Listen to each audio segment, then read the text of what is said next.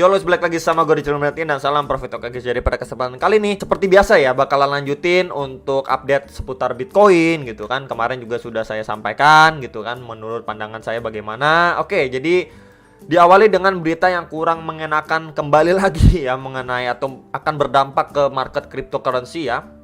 Jadi ini bakalan adanya voting ya di Eropa sana. Ya, jadi apakah nanti si Bitcoin ini akan di-ban atau tidak ya, yang akan sangat berpengaruh untuk pergerakan market khususnya di cryptocurrency ini ya, apalagi Bitcoin gitu ya. Jadi memang ini beritanya masih baru banget dan ini benar-benar istilahnya kabar yang kurang enak menjelang kenaikan suku bunga. Sekali lagi ini menjelang suku bunga gini kan istilahnya masih digoreng nih ya, berita negatifnya ini masih berdatangan gini ya.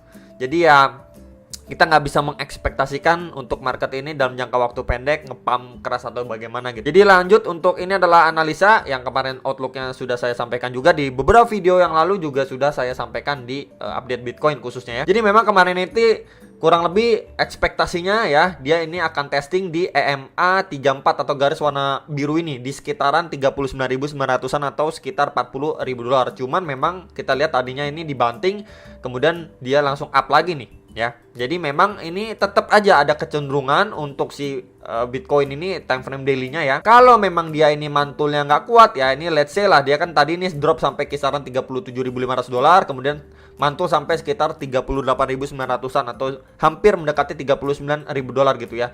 Kalau memang pemantulannya ini tidak kuat untuk testing di EMA 21 lah, di EMA 34 nih ya, garis warna biru ini, setidaknya di kisaran situ sebelum kita melihat untuk market cryptocurrency khususnya Bitcoin ini terbanting atau terdrop lagi cukup signifikan gitu ya. Kalau memang dia nggak kuat itu ya, dia bakalan lanjut untuk testing di support yang cukup penting ini ya, itu di kisaran 36.000 sampai 36.500-an dolar, sekitar area itu yang sebelumnya mampu menahan laju penurunan si Bitcoin gitu ya, sekitar ataupun mendekati area itulah ya untuk support paling dekatnya dari pergerakan si Bitcoin atau price actionnya gitu ya. Dan memang secara overallnya kita bisa melihat ini lagi menuju untuk WFD-nya si pergerakan Bitcoin gitu ya, secara overall atau keseluruhan time frame 1 jamnya.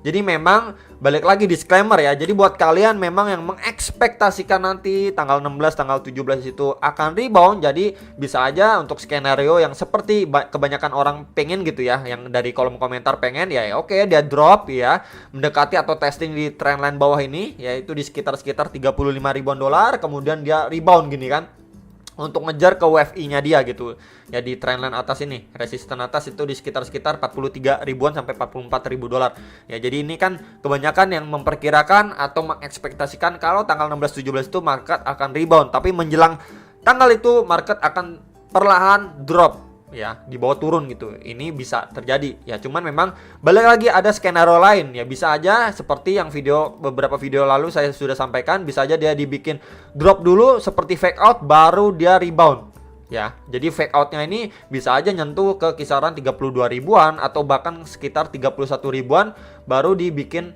rebound gitu ya. Jadi ini ada kecenderungan lain seperti ini, atau memang ya dia ini malah nggak ngejar untuk WFI-nya dia ya, tidak ada fake out ya ataupun rebound dari trendline bawahnya atau WFD-nya dia, malah memang market ini ditekan ya sampai masuk ke zona support, strong support si Bitcoin itu di kisaran 28 sampai 30.000 dolar. Jadi memang ada 3 skenario ya tadi. Untuk pertama itu skenario terbaiknya ya, seperti yang banyak orang inginkan ya, dia rebound menjelang di tanggal 16 atau 17 dia rebound ya, sebelum itu dia drop dulu ya, testing di WFD-nya dia baru rebound mengejar ke WFI, atau memang dibikin fake out dulu teman-temannya, dibikin fake out dulu dia baru rebound ya, atau memang the worst case skenario-nya ya, tidak ada fake out, tidak ada rebound di trendline support ini, malah bablas jebol sampai kisaran 28.000 sampai 30.000-an dolar.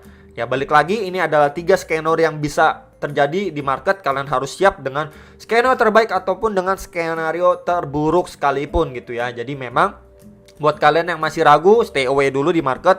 Buat kalian memang yang sudah ngantongin bear ya, tinggal cicil jual aja, nggak ada masalah gitu ya.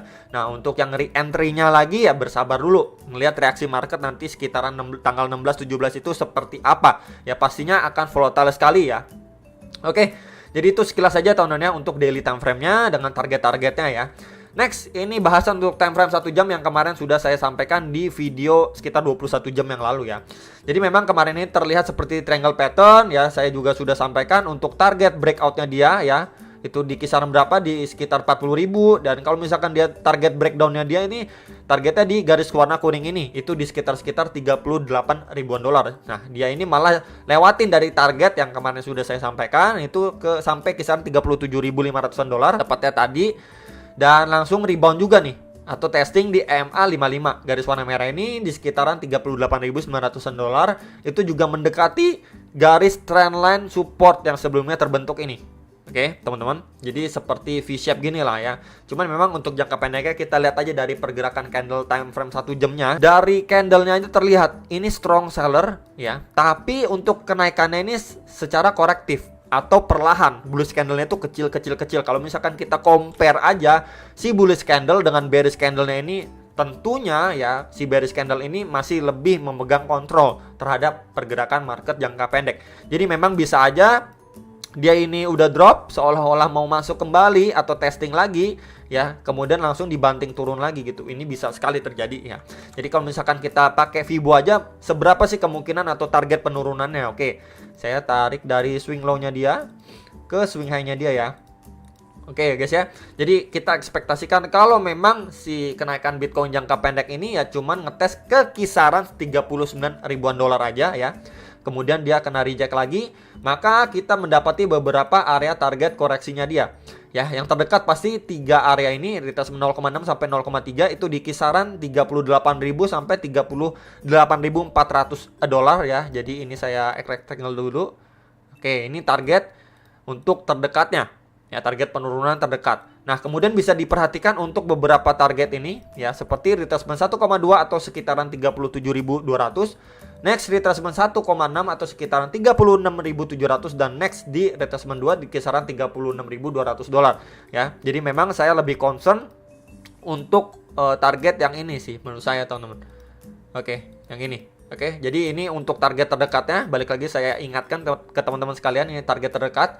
Kemudian kalau misalkan dia jebol dari situ ya, akan berpotensi untuk ngejar ke beberapa target lagi yang sudah saya tanda ini pakai tanda checklist warna kuning, dan saya lebih prefer ke kisaran 36.000 dolar. Nah, kalau misalkan kita lihat dari daily, secara daily sendiri di kisaran area 36.000 ini sempat menjadi tahanan yang lumayan lah untuk pergerakan penurunan si Bitcoin sebelumnya. Kita bisa lihat di sini adanya istilahnya support yang lumayan lah di kisaran 36 ribuan. Ya, jadi memang untuk time frame 1 jamnya masih make sense sekali ya. Jika memang dia jebol dari beberapa golden ratio ini, nyentuh ke beberapa target, khususnya di kisaran retracement 1,6 sampai 2 ini ya, di sekitar 36.000 dolar sebelum dia melanjutkan ataupun kita lihat adanya pemantulan sebelum didorong drop lagi. Jadi istilahnya seperti ini ya. Dia udah nyentuh nih sebentar. Jadi let's say seperti ini ya, kurang lebih dia drop nih teman-teman ya. Dia drop ke kisaran 36.000 ini ya. Saya tandain di sini. Kemudian pakai tanda panah lagi arrow ya. Dia mungkin mantul dulu sedikit ya sebelum melanjutkan penurunan yang kembali untuk testing di trendline support ini. Nah, itu ngejar ke WFD-nya dia nih. Ya, di sekitar 35 ribuan dolar. Nah, itu baru penentuan apakah langsung didorong mundur ya lebih dalam lagi atau memang di kisaran itu adanya pemantulan seperti yang banyak orang ekspektasikan dia mantul malah di tanggal 16 17 gitu ya. Jadi itu aja teman-teman sekilas yang bisa saya infokan untuk beberapa target time frame 1 jam ya, dan juga untuk daily-nya seperti apa. Ya, jadi ada 3 skenario yang harus kita persiapkan ya, nggak cuman kita udah prepare oke, tanggal 16 17 banyak yang takut, siap-siap rebound. Tapi kita malah melupakan adanya skenario lain untuk dibikin fake out baru rebound, atau bahkan dia langsung di bawah SOR. Ya nggak ada fake out, nggak ada rebound di UFD, nggak ngejar ke WFI-nya, malah benar-benar kan ke kisaran 28.000 sampai 30.000 dolar. Jadi tetap perhatikan untuk worst case skenario ya, walaupun memang kita selalu mengekspektasikan apa yang kita inginkan di market. Itu aja teman-teman yang bisa saya sampaikan, semoga bisa bermanfaat. Kalian bisa analisa kembali sebelum make decision ya. Dan sampai jumpa untuk next video. Salam profit.